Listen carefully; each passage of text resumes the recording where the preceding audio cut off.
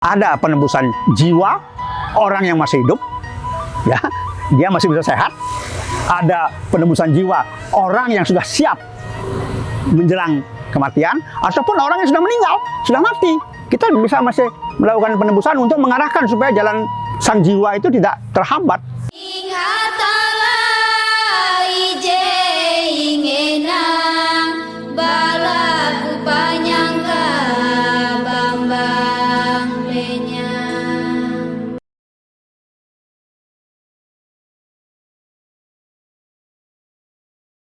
Om, Awignamastu Namasidam Om, Sidir Astu, Tat Astu, Asuswaha, Namaste, Sampurasun, Wong Ulun Basuki Langgeng, Rahayu, Rahayu, Rahayu, Tabea. Para pemirsa Renungan Dharma yang saya hormati, kali ini saya akan menyampaikan sesuatu yang mungkin tidak dengan mudah bisa diterima oleh para pemirsa, khususnya umat Hindu, apalagi oleh para Wikan. Karena ini mungkin dianggap sebagai sesuatu yang melanggar tatanan. Kok orang seperti Pak Dewo ini siapa? Kok berani-beraninya membuat tayangan seperti yang akan diperbincangkan ini? Yaitu judulnya Melepas Ego, Meninggalkan Duniawi, Menjelang Perjalanan Jiwa. Ya, dengan kata lain ya ini bicara tentang kematian. Banyaklah orang yang mengatakan bahwa Pak Dewo ini sudah 51 tahun meninggalkan Bali, kok mana mengerti tentang kematian. Memang Pak Dewo pernah mati, lalu tahu tentang mati seperti apa. Ya, saya tegaskan, saya walaupun sekian lama meninggalkan Bali, saya tidak pernah meninggalkan ajaran leluhur Bali.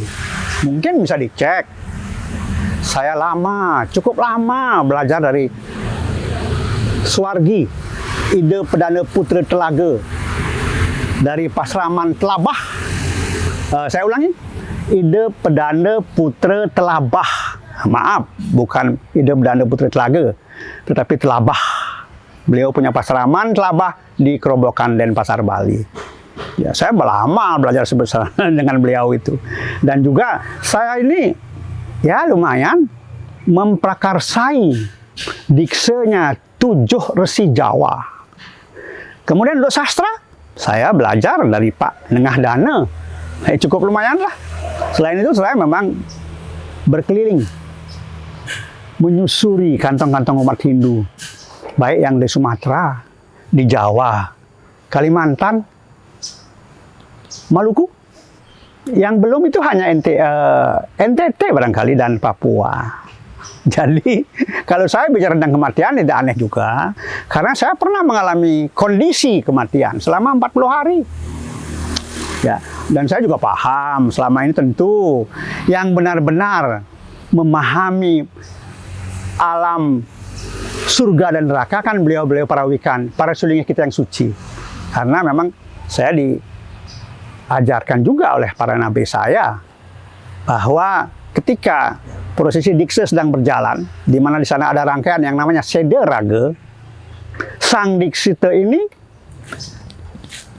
dikendalikan, dikontrol, dituntun oleh sang nabe untuk berjalan menyusuri alam yang namanya neraka dengan kondisi-kondisinya dan juga alam surga.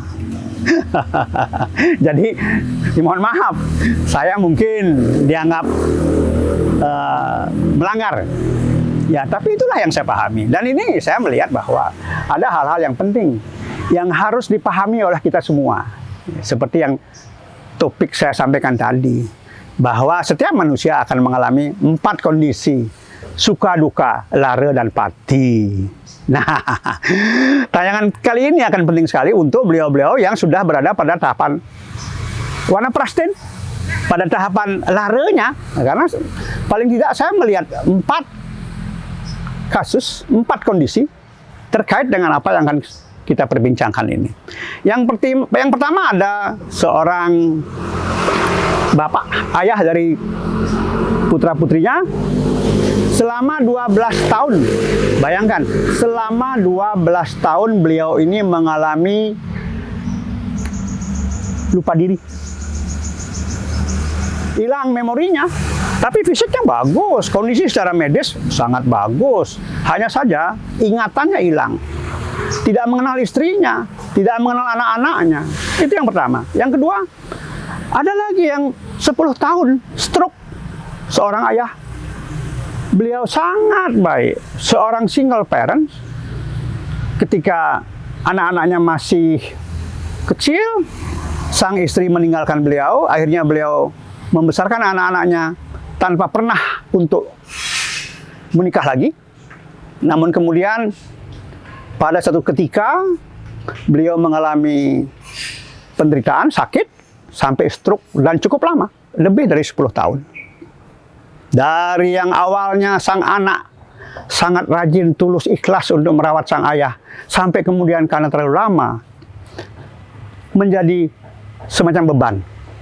Nah, kemudian kasus yang ketiga, seorang ibu juga sama, ya, hanya bisa tergeletak di tempat tidur bertahun-tahun, menyebabkan anaknya juga akhirnya frustasi. Nah, yang terakhir belum lama ini, beberapa hari lalu, saya juga menemui seorang ayah yang istrinya stroke sudah 4 tahun dengan kondisi yang sangat memprihatinkan. Nah, secara spiritual sebetulnya apa yang terjadi?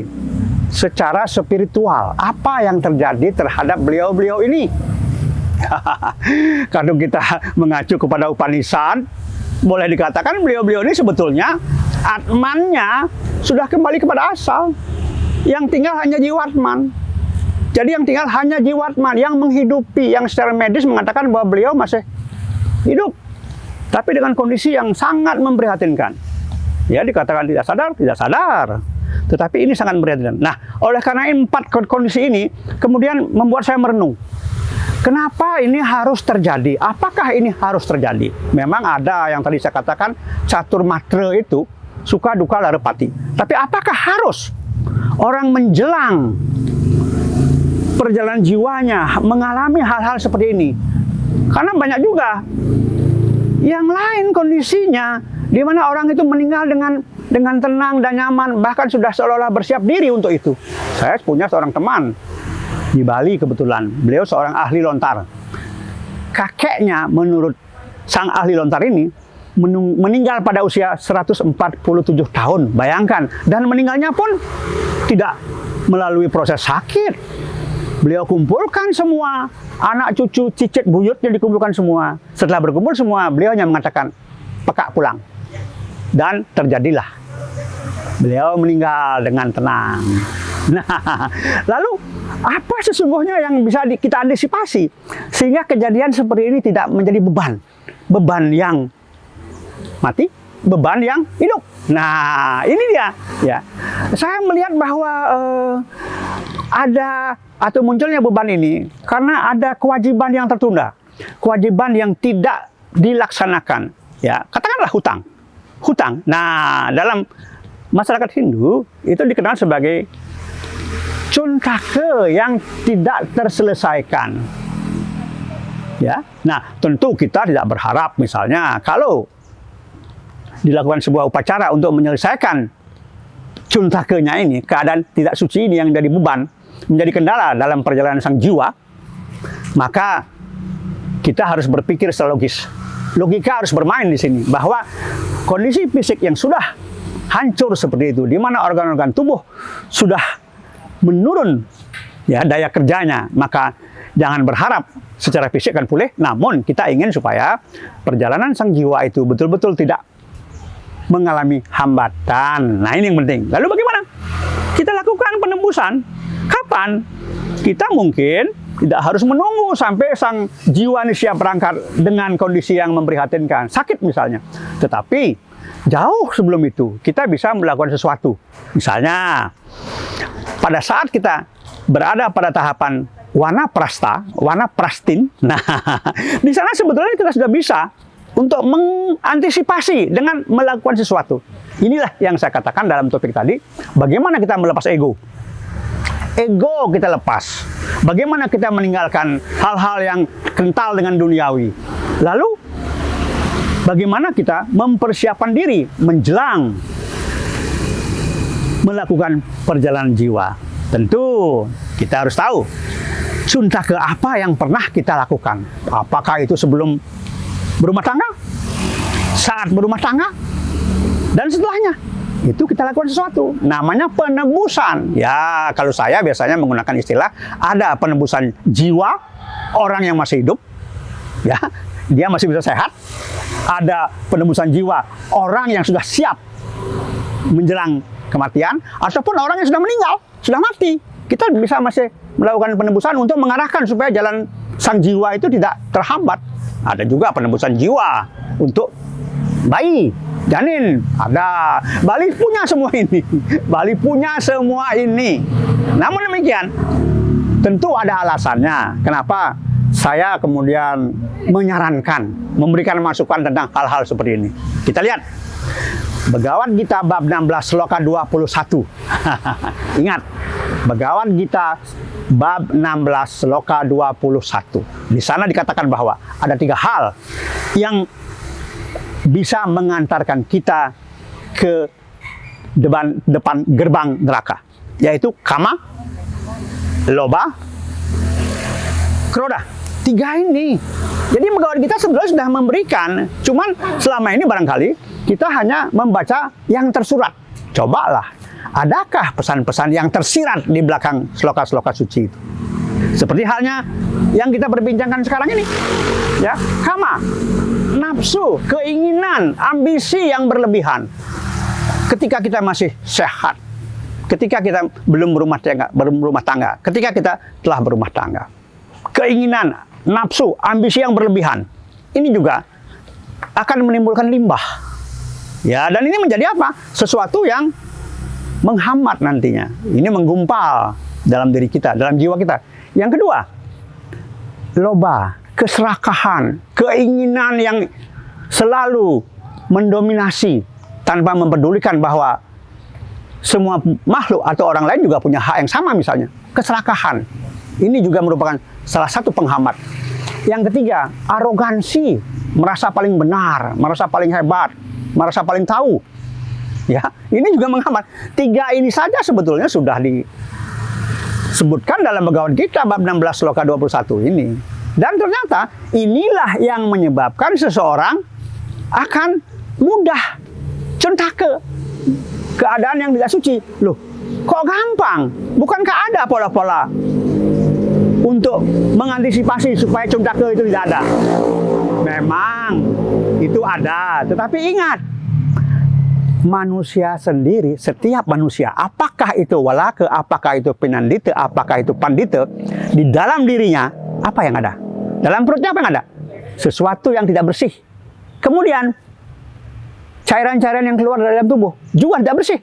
Ini menyebabkan mudahnya orang cuntake, karena ini merupakan perangsang, memudahkan setiap badan manusia terkena cuntake. Seperti itu. Nah, oleh karena itu, para pemirsa Renungan Dharma yang saya hormati, mungkin ada baiknya juga kita tahu bahwa kita memang harus mengalami yang namanya suka duka larepati. Ya, harus mengalami ini, tetapi kita juga diberikan pola. Bagaimana kita bisa mengantisipasi sejak dini, supaya ketika menjelang kita melakukan perjalanan jiwa, kita sudah dalam keadaan siap. Dalam keadaan siap, artinya apa?